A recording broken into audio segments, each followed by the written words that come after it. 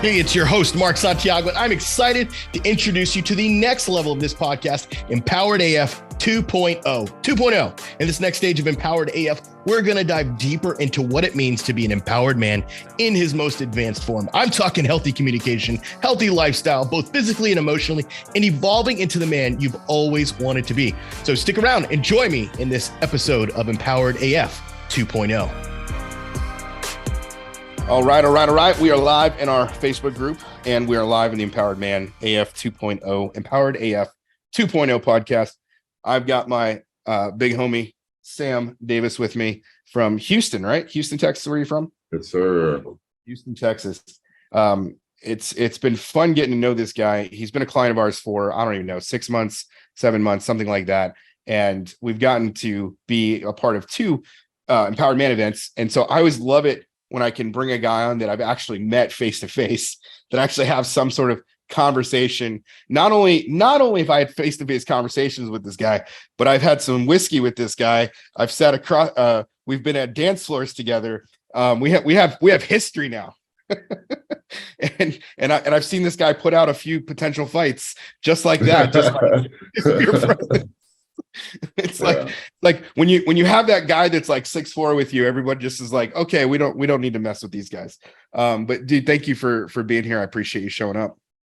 Absolutely, man. Thanks for having me. You're welcome. So one of the things I think is unique about your story is that when you came to us, you were already actually divorced. So I mean, kind of like, if you want, we can go back into your marriage and like some of the shit, that you went through there. But really, it's up to you as to what you want to talk about. But I usually like to pick up the story somewhere, whether it's through the marriage or just, hey, I came to you guys because I was going through this thing, in my divorce. So you tell me where you want to start. Yeah, man. I can do a little background real fast, and then Sure. We can pop off with some questions or whatever along the way. Okay.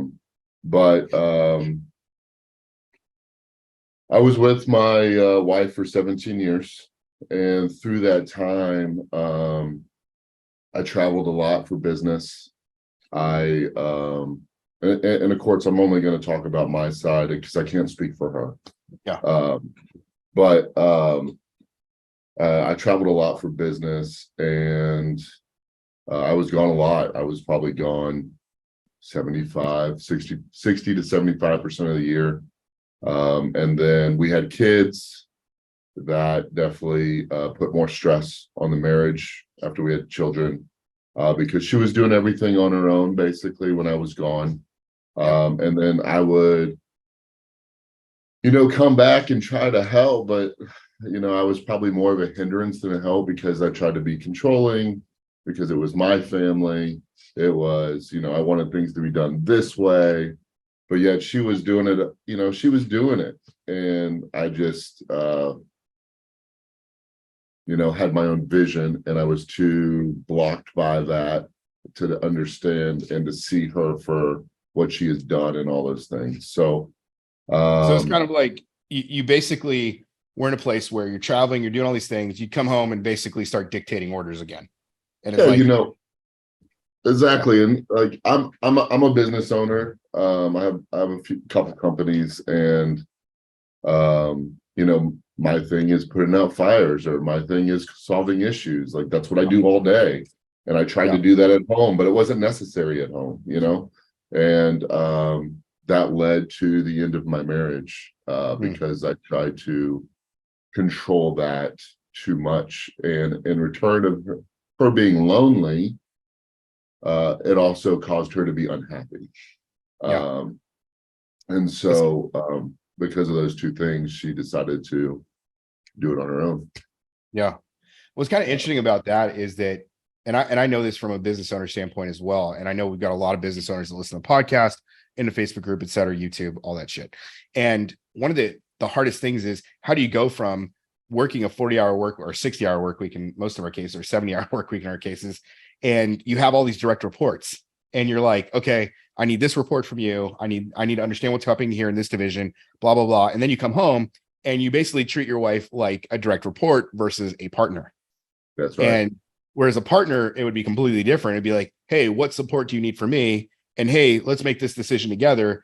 And you were just like, no, I'm not, So you kind of came to a recognition of that. Was that after all these things were over, like after you started doing the work? I mean, yeah, I didn't recognize a lot of this until after I joined the group. Um, Empowered Man really woke me up. It also made me realize, be able to go back and look at our life kind of subjectively and really identify where I fucked up. And I'm not saying the marriage only failed because of me. I'm just taking ownership for the things that I did, right? Or responsibility for the things that I did. And dude, there was a lot of times I could have shown up better, you know, like even her, you can call it complaining or bitching about her day, and I would try to solve the issues instead of just fucking being there listening and giving her a hug, you know? Simple things that I learned, neutral woman, all these things that I've learned being in this program and power statements, and I didn't do any of that shit. No, I was the closed off emotionalist, emotionalist guy. Because I was raised that if you show emotion, you're a fucking pussy. And excuse my language for whoever's on here, but It's Empowered AF, dude. What do you mean? Yeah, I mean, it just is what it is. But that's, I mean, if you know my brothers or you knew my dad, I mean, it's, you know, that's not a big deal. Keep your fucking head down, keep working, everything will work out, you know. That's how I was raised, and it's so fucking wrong. It's so fucking wrong. And now that I've been awakened and I'm good and comfortable with myself, which has taken me, you know, the 9 months that I've been without my ex-wife and in this program, you know, I know the topic of today is the ego. That was my biggest fucking enemy. I was my own enemy. And we can go into that, I'm sure, a little bit more here in a minute, but well, I'm just curious, like what led you to that place of wanting to do the work? Because like I think a lot of guys think, okay, marriage is over, divorce is sealed, like fuck it. Why work on myself? Because you came to us after that. Like what made you decide, you know what, I'm going to work on myself, I'm going to be a part of this program, I'm going to do the work? Like what led that to you? Like what was that for you? Like, you mean, to be honest with you, I figured if I could, I joined your program because I thought you could help change me, right? And maybe win my ex-wife back. But through the program, I realized I'm a pretty fucking badass dude. Not in an egotistical way, but in a confident way, right? And being okay with myself and learning tools to become better, right? I did become better, I believe, but that process was more of, to start doing the work was, I got to get her back. I got to get her back. You know, Sam, you can't fucking lose. You never fucking lose. Why are you losing now? And it was more of a, you know, why did I fail? Figure out why you failed, fix why you failed, get her fucking back. Like that's fundamentally what my brain was doing to me. So then when you came in, that was your mode. What switched for you as you were starting to do the work? You know, I think realizations of, you know, you don't deserve to be with someone that doesn't want to be with you. That was a big awakening moment for me. Another one was really learning to be okay with myself. I think there's so many guys out there that are not okay with themselves and that are overthinkers, and they overproduce every situation and every moment in time. I'm one of them, guilty as charged. And this program has really allowed me to identify the things in my life that I'm not okay with and the things that in my life that I am okay with, and changing some of those. One thing that I realized is my whole life, I've always lived in the future, my entire life, probably from 16 years old. You know, I wanted to graduate high school early, so I did. I wanted to graduate college early, so I did. Career path, tried to rush it, started my own business, you know, in my low 30s, just always rushing my life, never being okay with today. And I put a lot of that pressure on my ex-wife as well, always wanting her to be better, always wanting her to go to the next level with me, right? And that wasn't fair of me, but because we all have our own journey. But with that being said, now over the last probably month, 2 months, I've tried to live each day for the day. Of course, I have to plan for the future, for the business and all that stuff. Of course. But for myself, I've really tried to focus on just living in the moment and being okay with the moment. So what is that? What has that done for you? I mean, like, because I'm the same way. I've always been a future focused. I've got to crush everything. I've got goals. And then like you start to slow down and you start to live for the moment. I know what it's done for me, but I want to hear for you. What has it done for you to live in the moment? You know, man, it's allowed me to put work second, put my girls first. It's allowed, which is, oh my God, the rewards from that, I cannot even tell you. I have been able in the last 2 months, or really since, 2 months, really since July, developed such a beautiful relationship with them. They're opening up to me. They're talking to me about things they've never talked to me about. And just being able to sit there and listen to them and let them know that their feelings are valid and, you know, everything's going to be okay. And if it's not, that's okay too. Like just really being able to open up and be a solid sounding board, a fucking good father to my kids. You know, being mindful of time, going to their gymnastics practices. I never did that shit when I was married. Like I missed so much, dude. I can't. If I have any regrets, and I don't live in regret because I don't feel like that's fair, because regret, those moments in time of what have led me to be who I am today, right? I'm a firm believer in that. Those are doors that I picked, and I have to be okay with those doors to move forward. But I do have the one regret is not being there and watching my kids grow up. No, my kids are still young. I still have plenty of time. They're 10 and 8, beautiful little girls. So I'm going to capture all I can now. And waking up and realizing this has given me that second chance to have that. Man, I got to interject here because I think there's guys listening that don't realize the depth of what he just said, because especially if you're still fighting and you're still in the moment of trying to save your marriage and you're trying to figure all this shit out.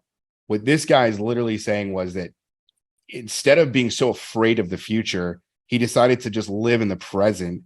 And by living in the present, what you're doing is you're now living a more abundant, fruitful life that you get to enjoy. It's like what is it worth? And I've heard this before of men that like work their entire lives, they save, they don't ever go on vacation, and then they retire and then they like die the next day. You know, and it's like great, you made millions of dollars, now fucking what? And I'm about making millions of dollars.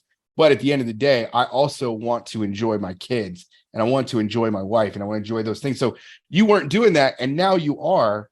And it's like just in that short period of time, you've started to build trust with these girls. You've started to show them, and like obviously you're learning communication tools, but it's not even just that, it's just your presence enough.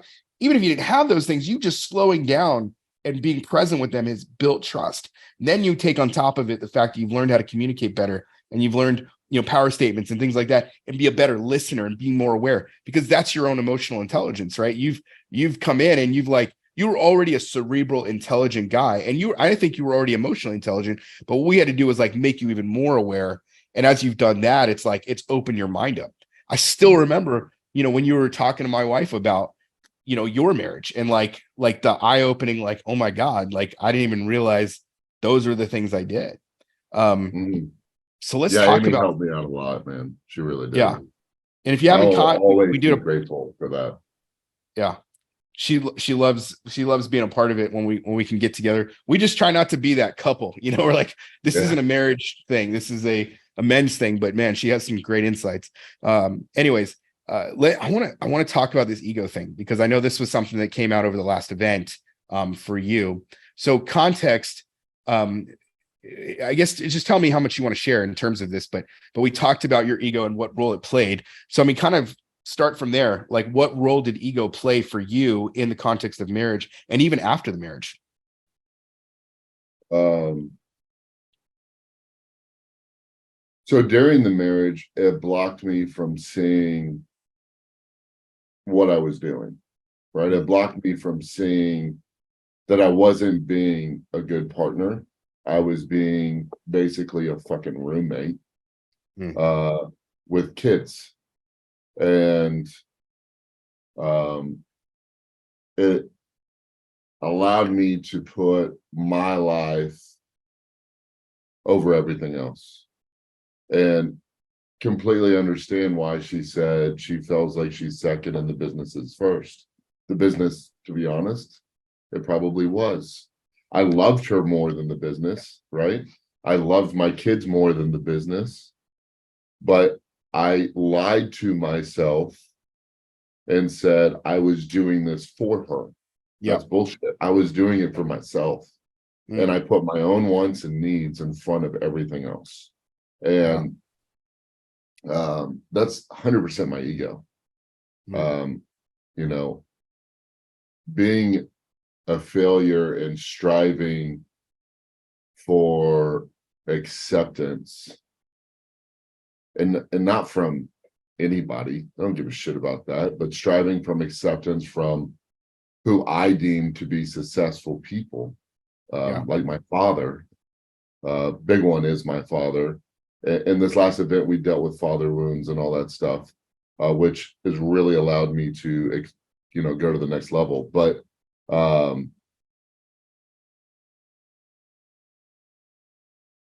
wasn't going to let anything get in the way of that. And because I blocked out everything else, that's what, kind of destroyed the marriage. And then, like I said at the beginning, after the marriage was already over, and I just signed the fucking papers like a moron, gave her everything like a fucking moron. I just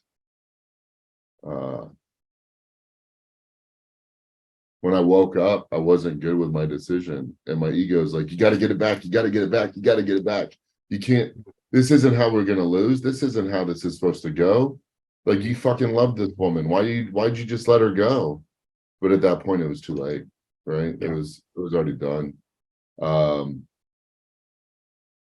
So Do you want to share like what you said to her in the kitchen that one day about leaving you?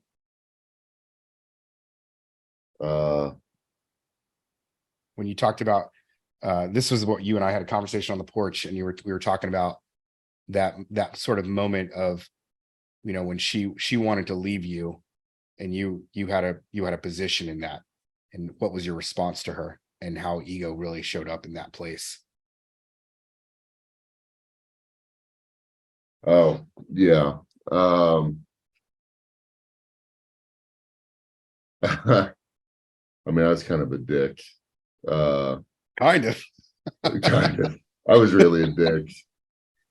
Basically telling her that I'm going to summarize a little bit, but basically telling her that she was going to fail without me, that she needed me in order to live her life, that she couldn't do it without me. I don't know. Yeah.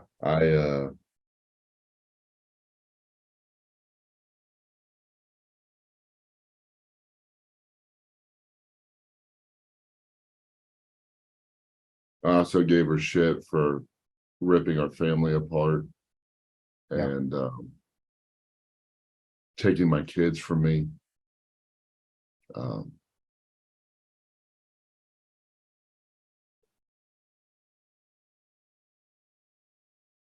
There's a lot. There's a lot there. I can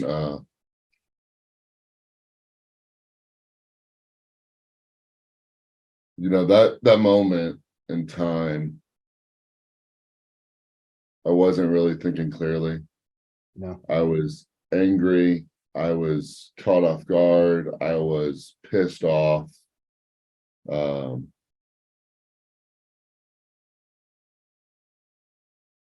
my world basically was crumbling. So the ego, the defective mechanism was like, good fucking luck, try to do it on your own. I've never really understood that. Women, today say, it's easier without you. Yeah. And, I get it if you were battered or abused, or, if there's a shit ton of adultery in the relationship that you don't want to deal with that.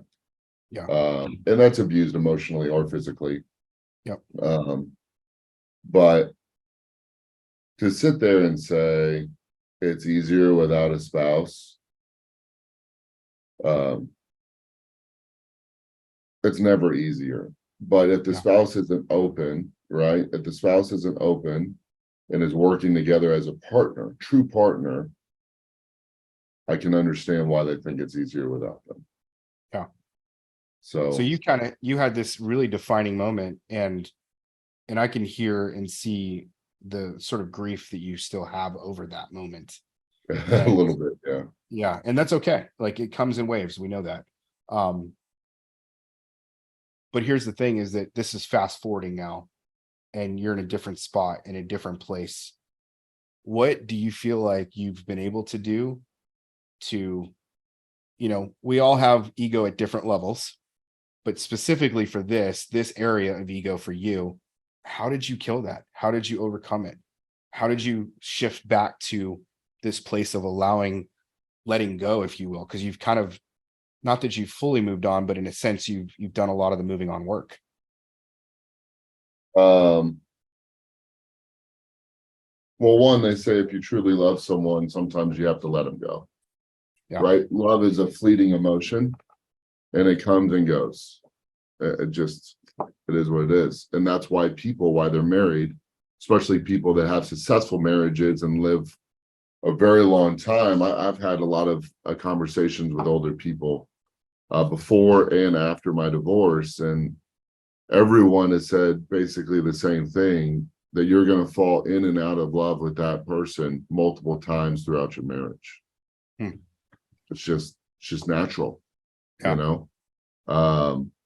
And that people change once a decade, and you have to choose to do the work and stay together with that person as they change and as you change, and change together. But to answer your question directly, I had to realize that I was okay without her, that I was going to live without her, and that if I didn't have her, that I would find someone else. Or if I didn't find someone else, just being okay with myself and my awesome kids, because it's still, she can't take my kids from me. Yeah. So right now I'm just really enjoying that. I've planned vacations with them. I've tried to be fucking Disney dad every time they're with me, because I want them to remember the moments with me, and I want to remember the moments with them. So, and then a big part of it was at the last live event that we did together. You challenged me to write a letter to my ego, and basically tell my ego it's okay, and I did that. I can read that letter if you want. Yeah. I don't have a problem sharing it. Yeah. It's not super awesome, I mean, I did it like proofread it 10 times, and Yeah. you know, Yeah. it's Do pretty it. raw. But and instead of using my ex-wife's name, I'm just going to say she, Yeah, just that's for fine. her own protection, Yeah, for exactly. anyone that's watching that knows her. Okay. I said, dear ego, I want to tell you that she is gone and that it's okay. She wasn't happy with us. I love her so much that I let her go. She was trapped with us, and it wasn't a healthy relationship. She is living her life now. We have to respect her decision and trust she has the kids and herself's best interest in mind as she is making these decisions. I know you feel hurt and betrayed and abandoned again. Dude, I need to tell you, it's okay to feel hurt by this, but we need not to be in denial, or it will hinder our own growth and the ability to move on. It is okay to be hopeful that she comes back, but it is also okay to find someone else. You love her so much, then you will have to let her go and allow her to figure out what she wants. This might not be us. It probably won't be us. No, you are in my way of moving forward. Please put your guard down. I don't need your protection anymore. I appreciate all you have done for me, but it is time I face the music without you. We need to know that it is okay that she left, that I will be okay too. I know I'm a good man. I don't need you telling me that anymore. I'm ready to move on. Again, thank you for everything, but this next chapter I need to do without you. Goodbye, bro. Much appreciated, Sam. Mm. That's fucking powerful. I love that. And from the day I wrote this, I read it probably once a week, still. And